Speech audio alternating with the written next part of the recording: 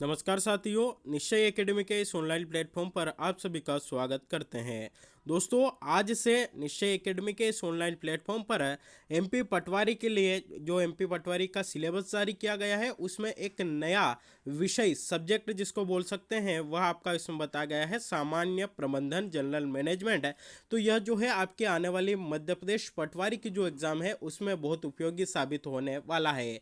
तो इसी के चलते हमारे द्वारा निश्चय एकेडमी के इस ऑनलाइन प्लेटफॉर्म पर सामान्य प्रबंधन के प्रीवियस ईयर के जो महत्वपूर्ण क्वेश्चंस है उनकी सीरीज जो है यहाँ पर हम स्टार्ट कर रहे हैं। तो उसकी जो है यह आपकी पहली क्लास रहेगी। तो आप जो है इस वीडियो को लास्ट तक जरूर देखिएगा, क्योंकि देखिए वीडियो देखने से हमको जो है क्या फ़ायदा होगा, तो हमें यह पता चल सकेगा कि जो सामान्य प्रबंधन जो टॉपिक है, जो सिलेबस है, उसके अंतर्गत किस टाइप से आपके क्वेश्चंस प्रीवियस ईयर में पूछे गए हैं। और आप सभी जानते हैं कि मध्य प्रदेश व्यापम के द्वारा जो एग्ज़ाम ली जाती है, पीईबी जो एग्ज़ाम लेता है, उसमें कहीं ना कहीं जो प्रीवियस ईयर के क्वेश्चन है उनमें से कुछ क्वेश्चन आपके यहाँ पर रिपीट होते हैं। तो जो है इस सीरीज़ के माध्यम से आपको जो है आने वाली मध्य प्रदेश की जो पटवारी की एग्ज़ाम है उसमें बहुत सहायता मिलने वाली है। तो चलिए दोस्तों, शुरुआत करते हैं आज के इस वीडियो की।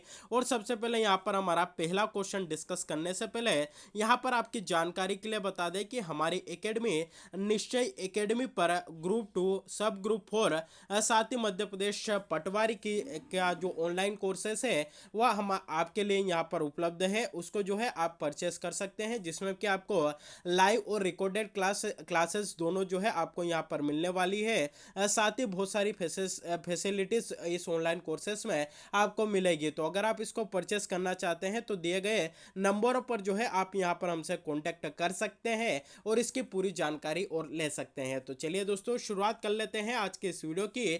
और सबसे पहले यहाँ पर हमारा पहला क्वेश्चन हम डिस्कस कर लेते हैं। दोस्तों, पहला क्वेश्चन निकल कर आता है कि एक प्रबंधक के लिए निम्नलिखित में से कौन सा कौशल सबसे महत्वपूर्ण होता है जो लोगों को उसके नेतृत्व में बेहतरीन प्रदर्शन करने में सहायक होता है। चार ऑप्शन है: मानव कौशल, तकनीकी कौशल, यांत्रिक कौशल या फिर वैचारिक कौशल। तो दोस्तों, राइट आंसर आपका यहाँ पर बनता है ऑप्शन है मानव कौशल।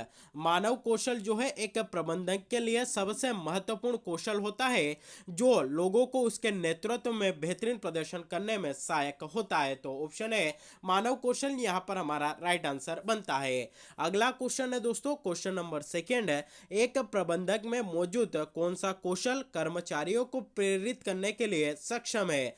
तो किसी भी कर्मचारी को अगर प्रेरित करना होता है, उसको मोटिवेट करना होता है, तो कौन सा कौशल हमारे अंदर एक प्रबंधक के अंदर यहाँ पर होना चाहिए। चार ऑप्शन है: तकनीकी, अंतर व्यक्तित्व, विपणन या विक्रय। तो दोस्तों, राइट आंसर आपका बनता है ऑप्शन बी, अंतर व्यक्तित्व। यहाँ पर हमारा राइट आंसर बनता है एक प्रबंधक में मौजूद अंतर व्यक्तित्व कौशल कर्मचारियों को प्रेरित करने के लिए सक्षम आपका बनाता है। तो यह कौशल उसमें होना जरूरी है, तभी जो है वह आपके अन्य कर्मचारियों को प्रेरित कर पाएगा, उनको मोटिवेट यहाँ पर कर पाएगा। चलिए दोस्तों, अगला क्वेश्चन यहाँ पर देखते हैं कि निम्नलिखित में से कौन क्रमबद्ध जोखिम की श्रेणी में नहीं आता है। चार ऑप्शन है: बाजार का जोखिम, क्रय शक्ति जोखिम, ब्याज दर जोखिम या फिर वित्तीय जोखिम। तो दोस्तों, राइट आंसर आपका बनता है ऑप्शन डी, वित्तीय जोखिम जो है आपका क्रमबद्ध श्रेणी के अंतर्गत नहीं आता। बाकी ऊपर के तीनों यानी कि बाजार का जोखिम, क्रय शक्ति का जोखिम और ब्याज दर का जोखिम, यह तीनों जो है आपके क्रमबद्ध श्रेणी के अंतर्गत आते हैं। सिर्फ वित्तीय जोखिम क्रमबद्ध जोखिम की श्रेणी में आपका नहीं आता। तो यह भी इंपॉर्टेंट क्वेश्चन यहाँ पर बन जाता है। अगला क्वेश्चन है कि निम्नलिखित में से किसे धन का उपयोग के रूप में माना जा सकता है। यानी कि ऐसी कौन सी क्रिया, कौन सी प्रक्रिया जहां पर हम बोल सकते हैं कि यहां पर धन का उपयोग हो रहा है। चार ऑप्शन है: लेनदारी लेखे में कमी, यानी कि किसी से लेते हैं तो उसमें कमी आती है। देनदारी लेखे में वृद्धि, किसी को देने में वृद्धि। नकदी में वृद्धि या नकदी में कमी। तो दोस्तों, ऑप्शन सी, नकदी में वृद्धि यहाँ पर हमारा राइट आंसर बन जाता है। नकदी में वृद्धि के धन का उपयोग के रूप में इसको माना जा सकता है। जो नगदी होती है उसमें वृद्धि हो जाती है, तो हम यह वहां पर पता लगा सकते हैं कि धन का उपयोग जो इसको जो है हम धन के उपयोग के रूप में इसको वहां पर माना जा सकता है। अगला क्वेश्चन है दोस्तों 5th नंबर का कि निम्नलिखित में से कौन शीर्ष प्रबंधन और कर्मचारियों के बीच श्रृंखला के रूप में कार्य करती है। 4 ऑप्शन है मानव संसाधन प्रबंधन, मानव संसाधन नियोजन या मानव संसाधन सूचना प्रणाली। तो दोस्तों राइट आंसर आपका बनता है ऑप्शन है मानव संसाधन प्रबंधन शीर्ष प्रबंधन और कर्मचारियों के बीच श्रृंखला के रूप में कार्य करती है। तो मानव संसाधन प्रबंधन यहां पर हमारा राइट आंसर बनता है, ऑप्शन है इज द राइट आंसर। चलिए अगला क्वेश्चन यहां पर देखते हैं जो कि हमारा 6 नंबर का क्वेश्चन है कि निम्नलिखित में विभागीयता की कौन सी विधि शीर्ष पर कड़े नियंत्रण की सुविधा प्रदान करती है। 4 ऑप्शन है भूगोल द्वारा, उद्यम प्रकार्य द्वारा, ग्राहक समूह द्वारा या उत्पाद द्वारा। तो दोस्तों ऑप्शन बी उद्यम प्रकार्य द्वारा यहां पर हमारा राइट आंसर बनता है। उद्यम प्रकार्य वह विधि है जिसके माध्यम से शीर्ष पर कड़े नियंत्रण की सुविधा जो है हम रख सकते हैं, और यह जो है हमें वहां पर सुविधा शीर्ष पर कड़े नियंत्रण की सुविधा हमें प्रदान करता है। अगला क्वेश्चन है दोस्तों कि निम्नलिखित में से कौन सा एक अमूर्त स्रोत है। 4 ऑप्शन है मशीनरी, प्रौद्योगिकी, कच्चा माल या पूंजी। तो दोस्तों यहां पर प्रौद्योगिकी ऑप्शन भी यहां पर हमारा राइट आंसर बनता है, क्योंकि तीनों ऑप्शन जो दिए हुए हैं इसके अलावा मशीनरी, कच्चा माल और पूंजी, तो कहीं ना कहीं इनका मूर्त रूप हमें देखने को मिलता है, लेकिन जो प्रौद्योगिकी होती है उसका मूर्त रूप हमें देखने को नहीं मिलता है, तो वह आपका एक अमूर्त स्रोत है। इन तीनों को यानी कि मशीनरी को, कच्चा माल को और पूंजी को हम हमारे द्वारा व्यवहार में लाया जा सकता है, लेकिन जो प्रौद्योगिकी है इसको व्यवहार में नहीं ला सकते, इसलिए जो आपका प्रौद्योगिकी है एक अमूर्त स्रोत है। तो ऑप्शन है बी यहां पर हमारा राइट आंसर बनता है। अगला क्वेश्चन है क्वेश्चन नंबर 8 है कि वह सीमा जिसमें व्यक्ति कार्य करने हेतु प्रतिबद्ध है और अपनी कार्य गतिविधियों में अंतःग्रस्त है उसे संदर्भित करती है। 4 ऑप्शन है अनैतिकता, कार्य नैतिकता, कार्य विवरण या उपरोक्त सभी। तो दोस्तों ऑप्शन बी यहां पर हमारा राइट आंसर बनता है। कार्य नैतिकता वह सीमा है जिसमें व्यक्ति कार्य करने हेतु प्रतिबद्ध है और अपनी कार्य गतिविधियों में अंतःग्रस्त है उसे कार्य नैतिकता संदर्भित आपकी करती है, यानी कि कार्य के प्रति आप जो है कितने नैतिक है, कितनी नैतिकता आपकी वहां पर दिखा रहे हैं, वह जो है आपको किसी भी कार्य करने के लिए आपको प्रतिबद्ध करती है। अगर आप नैतिकता आप अगर दिखा रहे हैं, अगर आपका टाइम है कहीं पर आप कार्य कर रहे हैं, अगर आपका टाइम पीरियड है कि 11 से 5 बजे तक अगर आपको कार्य वहां पर करना है और अगर आप कर रहे हैं तो वह जो है आपकी कार्य नैतिकता वहां पर प्रदर्शित करती है। लेकिन अगर आप मान लीजिए 11 से 5 बजे तक का आपका टाइम है और मान लीजिए कि आपके ऊपर कोई आपका बॉस बैठा हुआ है, उस दिन वो जो है छुट्टी पर है, तो उस दिन आपका ऐसा पता चला कि आप 4 बजे चले गए, तो वह आपकी कार्य नैतिकता के अंतर्गत नहीं आता है, क्योंकि वह आपके कार्य करने की जो आपकी प्रतिबद्धता है उसको कहीं ना कहीं वो आपका खंडित करता है। तो इसलिए कार्य नैतिकता जो है वह आपको क्या संदर्भित करती है, तो वह यह संदर्भित करती है कि किसी व्यक्ति को अपने कार्य करने के प्रति कितना प्रतिबंध है, कितना सही तरीके से वह आपका वहां पर कार्य कर रहा है। तो दोस्तों कार्य नैतिकता यहां पर हमारा राइट आंसर बनता है। क्वेश्चन नंबर 9 है कि पब्लिक लिमिटेड कंपनियां सम्मिलित होती है, किसमें सम्मिलित होती है। 4 ऑप्शन है सूचीगत कंपनियां, गैर सूचीगत कंपनियां, सूचीबद्ध एवं गैर सूचीबद्ध कंपनियां दोनों, या गैर सूचीबद्ध सरकारी कंपनियां। तो दोस्तों ऑप्शन है सूचीगत कंपनियां यहां पर हमारा राइट आंसर बनता है। पब्लिक लिमिटेड कंपनियों में सूचीगत कंपनियां आपकी सम्मिलित होती है। तो इंपॉर्टेंट क्वेश्चन बनेगा, सीधा सीधा एग्जाम में क्वेश्चन आएगा कि पब्लिक लिमिटेड कंपनियां किसमें सूचीबद्ध होती है, कंपनियां किसमें सम्मिलित होती है, तो सूचीगत कंपनियों में यह आपकी सम्मिलित होती है। अगला क्वेश्चन है कि लाभ एवं हानि विनियोजन लेखा तैयार किया जाता है। कब तैयार किया जाता है, जब संपूर्ण लाभ मालिकों में वितरित किया जाता है, जब व्यापार में कोई लाभ नहीं होता, जब लाभ का अंश धारित तो होता है, या जब विलयन एवं अधिग्रहण स्थान लेता है। तो दोस्तों ऑप्शन सी यहाँ पर राइट आंसर बनता है। जब लाभ का अंश धारित तो होता है तब जो है लाभ एवं हानि विनियोजन लेखा आपका तैयार किया जाता है। तो ऑप्शन सी यहाँ पर हमारा राइट आंसर बनता है। अगला क्वेश्चन है कि एक संगठन के पदानुक्रमण के सबसे नीचे कर्मचारियों को सामान्यतः कौन से कार्य सौंपे जाते हैं। तो दोस्तों आप सभी भी जानते हैं, अगर आप किसी संस्था में कार्य करते हैं, किसी ऑफिस में काम करते हैं, तो जो नीचे दर्जे के जो आपके कर्मचारी होते हैं उनको सामान्यतः कौन से कार्य आपके दिए जाते हैं। तो उनको जो है आपका जो मेन वहाँ संस्था का जो हेड होता है वह उन कर्मचारियों को क्या बोलता है कि दूसरे कर्मचारी के पास जाओ या उससे ऊपर का जो कर्मचारी है उससे कुछ लेकर आओ, या उसको याद दिला दो इतनी बजे मीटिंग है, आपको वहां जाना है, या ये कार्य जो है आपका करना है, इतनी बजे आपको वहां की मीटिंग अटेंड करनी है। तो इस प्रकार के जो कार्य होते हैं नीचे दर्जे के जो कर्मचारी है उनके द्वारा किए जाते हैं, यानी कि उनको याद दिलाना, उनको पुनरावृत्ति करना, ऐसे कार्य जो है उनको सामान्यतः सौंपे जाते हैं। तो ऑप्शन है पुनरावृत्ति कार्य और नियमित कार्य हमारा यहाँ पर राइट आंसर आपका बनता है। तो ऑप्शन है यहाँ पर राइट है। चलिए अगला क्वेश्चन यहाँ पर हम देख लेते हैं कि प्रत्येक वर्ष मूल्यह्रास पर लगाया जाता है। जो मूल्यह्रास है वह कहाँ लगाया जाता है। मूल्यह्रास पर लगाया जाता है इक्विटी, स्थायी परिसंपत्तियां, देनदारियां या वर्तमान परिसंपत्तियां। तो दोस्तों इसका जो राइट आंसर आपका बनता है वह बनता है आपका स्थायी परिसंपत्तियों पर। स्थायी परिसंपत्तियां दीर्घकालीन जीवन वाली परिसंपत्तियों के प्रयोग में आने से उनका मूल्य क्षय होता है और इसीलिए उन पर मूल्यह्रास आपका यहाँ पर लगाया जाता है। जो स्थायी परिसंपत्तियां होती है उन पर मूल्यह्रास आपका लगाया जाता है। दोस्तों अब मूल्यह्रास कहाँ क्या होता है, तो अगर आपने इकोनॉमिक्स पढ़ा होगा तो मूल्यह्रास की परिभाषा वहां पर देखने को हमें मिलती है। देखिए दोस्तों मूल्यह्रास क्या होता है कि मान लीजिए आप जो है एक मशीन लाते हैं और एक छोटा सा बिजनेस वहां पर स्टार्ट करते हैं, तो उस बिजनेस में आपको क्या होगा, जो है मान लीजिए उसमें लाभ होता है तो उसमें आपने जितना इन्वेस्टमेंट किया उसको आप काट देंगे और जो आपका प्रॉफिट होता है वो निकाल लेंगे।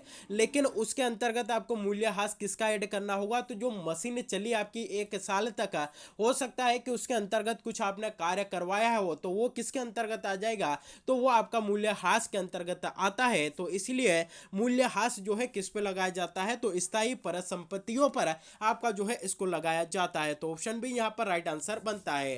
दोस्तों यहाँ पर आपको और बता दें कि मध्य प्रदेश पटवारी के जो ऑनलाइन कोर्सेस है वह जो है हमारा जो ऐप है निश्चय एग्जाम ऐप, उस पर भी जो है आपको यहाँ पर देखने को मिलेंगे।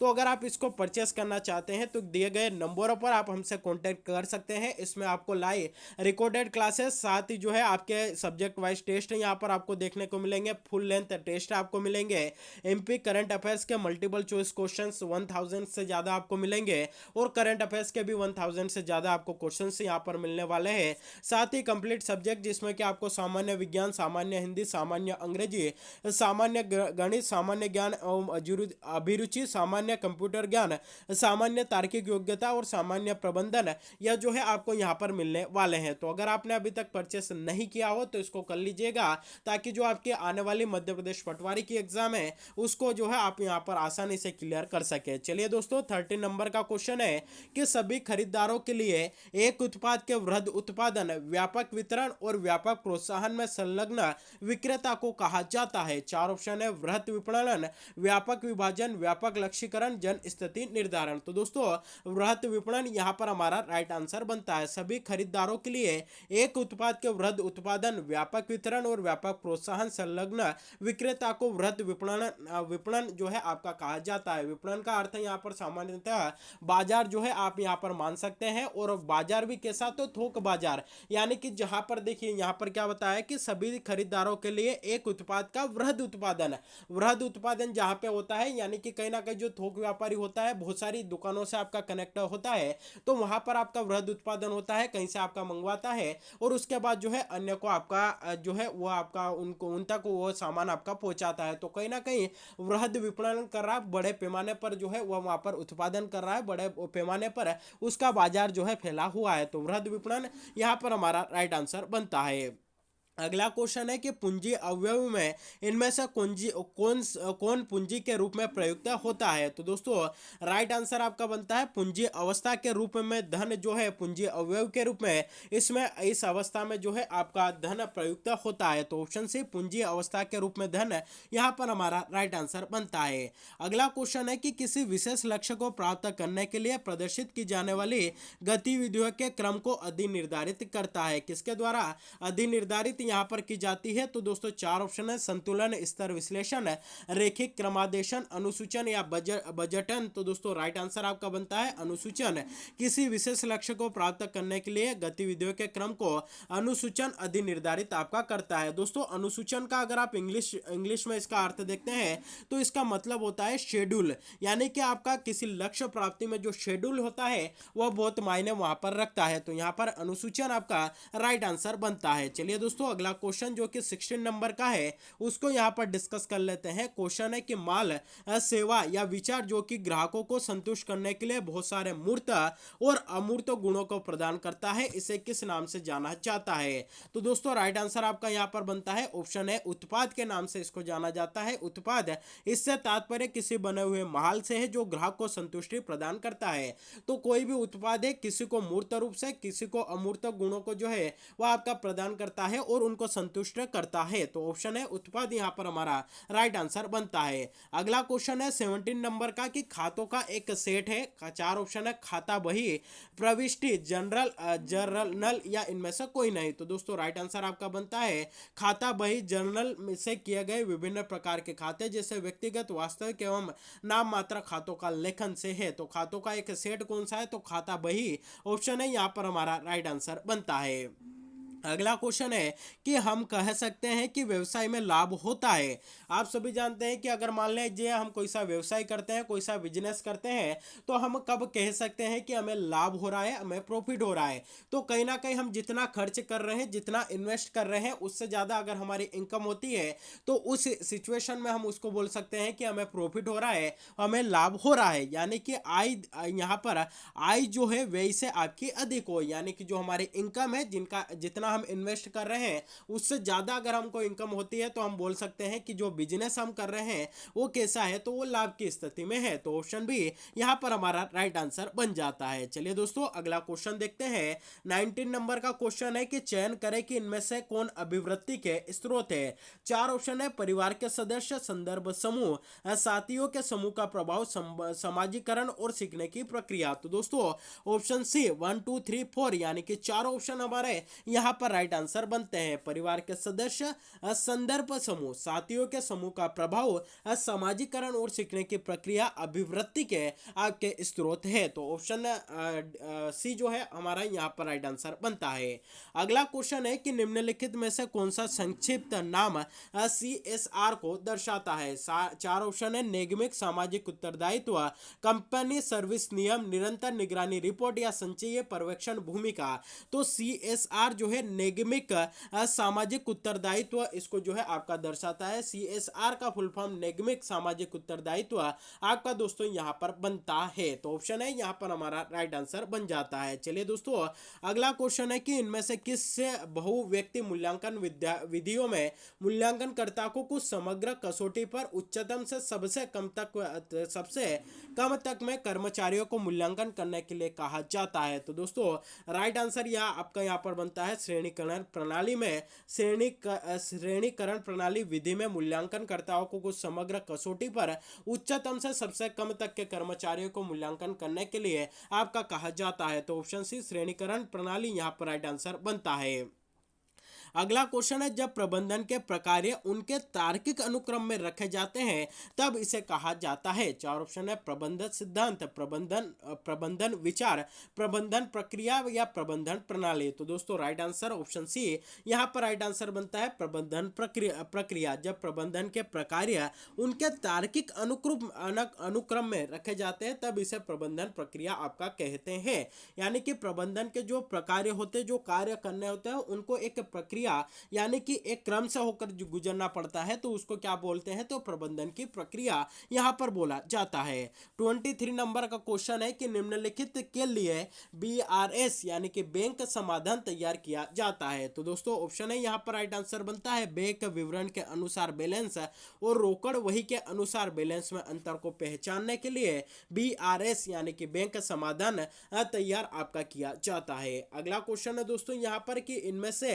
इनमें से अनुकार तकनीक के कौन से प्रकारों में से एक प्रकार में कंप्यूटर में कार्य का कार्य का आयाम प्रोग्राम जो है आपका यहाँ पर तैयार किया जाता है। तो दोस्तों ऑप्शन सी कंप्यूटर मॉडलिंग यहाँ पर राइट आंसर बनता है। अनुकार तकनीक के कंप्यूटर मॉडलिंग प्रकार में कंप्यूटर में कार्य का आयाम प्रोग्राम किया जाता है। तो दोस्तों ऑप्शन सी यहाँ पर राइट आंसर हमारा बन जाता है। ऑप्शन सी कंप्यूटर मॉडलिंग यहाँ पर राइट आंसर बनता है। चलिए दोस्तों 25 नंबर का क्वेश्चन से यहाँ पर डिस्कस कर लेते हैं।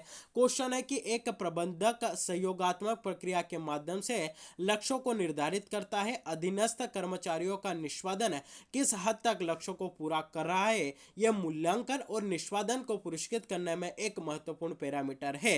निम्नलिखित में से किस नियम से यह बात स्पष्ट होती है? चार ऑप्शन है। संसाधनों द्वारा प्रबंधन, प्रणाली आधारित प्रबंधन, प्राधिकरण द्वारा प्रबंधन, उद्देश्य आधारित प्रबंधन। तो दोस्तों राइट आंसर आपका बनता है उद्देश्य आधारित प्रबंधन, ऑप्शन डी यहाँ पर हमारा राइट आंसर बन जाता है। साथ ही दोस्तों यहाँ पर आपको एक बार और याद दिला दे कि मध्य प्रदेश पटवारी के लिए ऑनलाइन कोर्सेस हमारे जो एकेडमी है उसके द्वारा प्रोवाइड करवाया जा रहा है, जो कि आपका यहाँ पर लाइव और रिकॉर्डेड दोनों है। तो अगर आप इसको यहाँ पर परचेस करना चाहते हैं तो दिए गए नंबरों पर आप हमसे कॉन्टेक्ट कर सकते हैं। तो दोस्तों यह था मध्य प्रदेश पटवारी का जो सामान्य प्रबंधन, जो एक नया टॉपिक हमें एमपी पटवारी के सिलेबस में मिला है।